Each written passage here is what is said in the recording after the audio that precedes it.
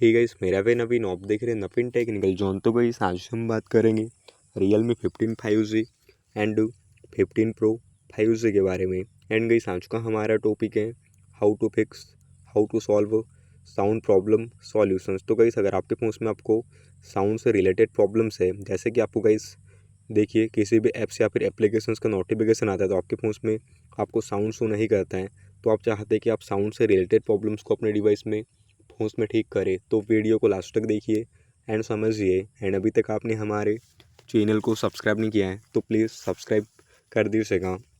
तो आप settings open करिएगा, default settings and sound and vibration settings पे क्लिक कर दीजिएगा। तो यहाँ से आप चेक कर लीजिएगा कि आपका फ़ोन साइलेंट मोड पे तो नहीं है।